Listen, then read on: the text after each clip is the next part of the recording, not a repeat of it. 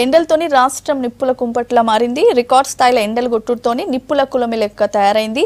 నిన్న ఒక్క రోజే రాష్ట్రంలో 44.4 డిగ్రీల ఉష్ణోగ్రత నమోదైంది.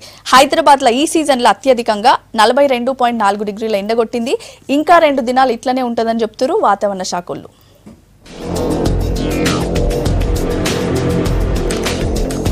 రాష్ట్రంలో సూర్యుడు భగ్గుమంటున్నాడు. రికార్డు స్థాయిలో ఎండలు దంచికొడుతున్నాయి. రోజు రోజుకు ఎండలు పెరిగిపోవడంతోటి జనం అల్లడిపోతుండ్రు. పొద్దుగాల 9 గంటలు దాటిందంటేనే బయటికి ఎల్లనికి భయపడుతుండ్రు. ఆదివారం నాడు రాష్ట్రంలో 44.4 డిగ్రీల ఎండ కొట్టింది. మునుపెన్నడు లేనట్లుగా ఆదిలాబాద్ జిల్లాలో గీ ఎండ కొట్టింది. ఇప్పటిదాకా ఇంత కొట్టినట్లు లేదంటున్నారు వాతావరణ శాఖోళ్లు.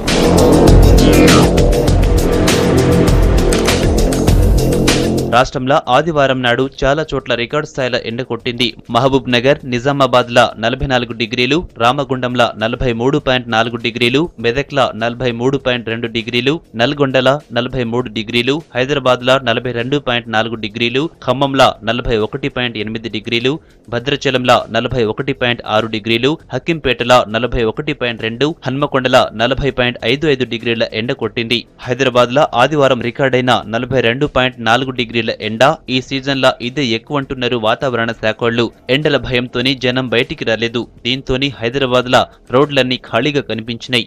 మే నెల ముందటే గీతీర్లో ఉండడంతోని రానున్న రోజుల్లో ఇంకెంత ఉంటుందో అంటున్నారు.